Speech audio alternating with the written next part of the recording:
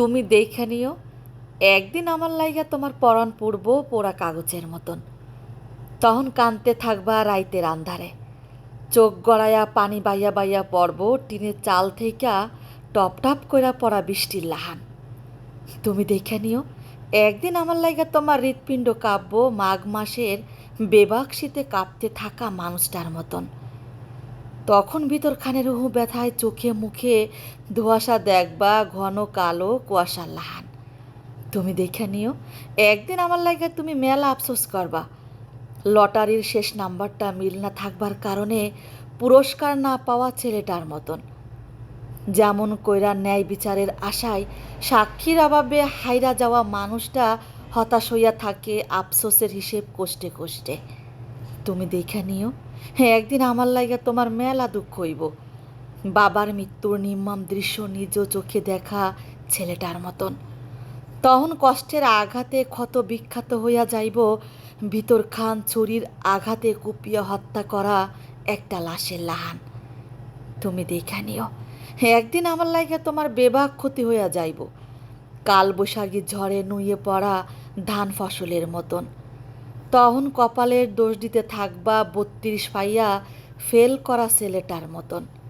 তুমি দেখে নিও, একদিন তোমার মন আমার লাইগা কান্দা কান্দা কইব, তুমি আকাশে তারা খুঁজতে গিয়া চাঁদ নক্ষত্র হারাইয়া ফেলছ। তাই সেদিন হয়তো আমার শুকতারা হইয়াও দেহা মিলব না তোমার লাগে।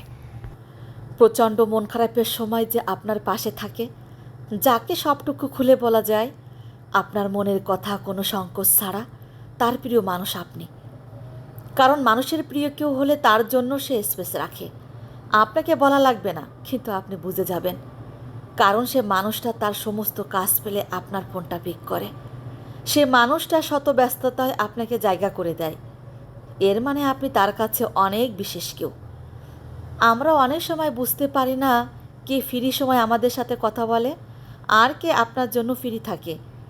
এই পার্থক্যটা বুঝে ফেললে আপনি জেনে যাবেন কার কাছে আপনার মূল্য কতটুকু। তবে এটাই সত্যি, আপনার প্রিয় মানুষ যে কেউ হতে পারে। আপনি কার প্রিয় হতে পারলেন এটা ভীষণ ভাগ্যের ব্যাপার। এই যে আপনি যার প্রিয় মানুষ তাকে আগলে রাখুন, সেটা ভালোবাসা হোক আর বন্ধুত্ব হোক। কারো প্রিয় হতে পারাটা অনেক ভাগ্য লাগে। বিশ্বাস করেন, একটা মানসিক ভালো সম্পর্ক আপনাকে পৃথিবীতে বাঁচার জন্য চমৎকার ভালো লাগার মতন আজীবন ভালো অনুভূতি উপহার দিতে পারবে। তার জন্য সে সম্পর্ককে নিয়ে কেবলমাত্র হাইড অ্যান্ড সিক গেম খেলা বন্ধ করতে হবে। মাইন্ড গেম ও ম্যানিপুলেশনের জাল থেকে সে সম্পর্কটাকে দূরে রাখতে হবে। আপনার ইগো সবার সাথে দেখালেও এমন কারোর সাথে দেখাবেন না যে মানুষটার জন্য আপনার মুখে হাসি ফুটে। পৃথিবীতে বাঁচা সহজ না, কিন্তু এই কঠিন পৃথিবীতে যদি কেউ একজন থাকে সারাদিন ব্যস্ততার শেষে তার সাথে কথা বলে আপনার ক্লান্তি দূর হয়, সে মানুষটাকে আপনি গ্রহণ করতে শিখুন। আপনার জীবনে যদি সত্যি কেউ এমন আসে আর মানুষটা যদি আপনাকে শর্তহীনভাবে গ্রহণ করে থাকে, আপনি তার জন্য বৃক্ষ হয়ে দাঁড়ান। আমাদের দিন শেষে একটা বিছানা লাগে, নিজের ক্লান্তি ঢেলে যেখানে আমরা আবার সতেজ হয়ে উঠি। তেমনি একজন মানুষ আমাদের থাকতে হয়, যে মানুষটার সাথে মানসিক সম্পর্ক থাকা মানে আপনি নিজেকে হিল করতে পারবেন, তার জন্য আপনি মানসিক শান্তি ফিল করতে পারবেন। আর যদি মানুষটাকে পেয়ে থাকেন তবে আগলে রাখুন তাকে আপনার ব্যালেন্স হিসেবে। খেয়াল করে দেখবেন, প্রেমিক যুগলদের প্রায় দেখা যায় রেস্টুরেন্টে, পার্কে, সিনফ্লেক্সে, নদীর পাড়ে, লেকের ধারে। কিন্তু এ সমস্ত জায়গায় স্বামী স্ত্রীকে খুব কম পাবেন। কথাটা অপ্রিয় হলেও কিন্তু সত্য।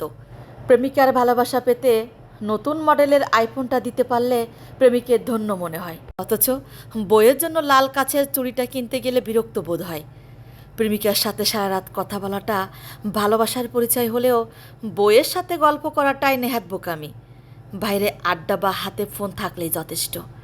প্রেমিকার লাল গোলাপ পছন্দ বলে সারা দুনিয়া এক করে লাল গোলাপ হাতে দিতে ব্যস্ত প্রেমিক, কিন্তু বইয়ের জন্য কখনো একটা লাল গোলাপের আবদারে তার আধিক্যতা লাগে।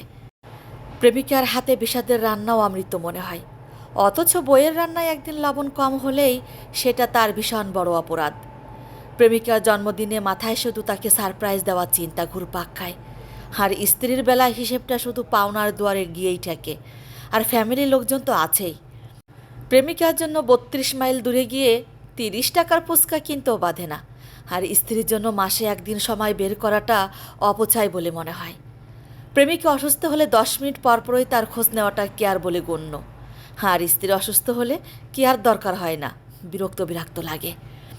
একটা অনিশ্চিত সম্পর্ককে মানুষ যেভাবে গুরুত্ব দেয়, তার 10 ভাগের 1 ভাগও যদি বিবাহিত সম্পর্ককে দেওয়া হতো, তাহলে এই এক জীবনে সুখের কোনো কমতি থাকতো না। মানুষ হারানোর আগে বোঝে না। আপনার হাসির মূল্য যার কাছে নেই, তার কাছে নিজের অশ্রুকে এমন মূল্যহীন করে দেবেন না। আপনাকে হারিয়ে ফেলবার ভয় যার মধ্যে নেই, জীবনে তাকে রেখে দেওয়ার মায়া করলেই নিশ্চিত মরবেন। আসসালামু আলাইকুম। কেমন আছেন সবাই? আশা করছি সবাই অনেক অনেক বেশি ভালো আছেন। আমও আলহামদুলিল্লাহ আপনাদের দোয়া অনেক বেশি ভালো আছি। আমার এই ছোট্ট ভিডিওগুলো আপনাদের কাছে কেমন লাগে সবাই কিন্তু কমেন্ট করে জানাবেন। সবাই ভালো থাকবেন, সুস্থ থাকবেন। আল্লাহ হাফেজ। আসসালামু আলাইকুম। আবারও হাজির হয়ে যাবো আপনাদের মাঝে অন্য কোনো ভিডিও নিয়ে। সবাই ভালো থাকবেন।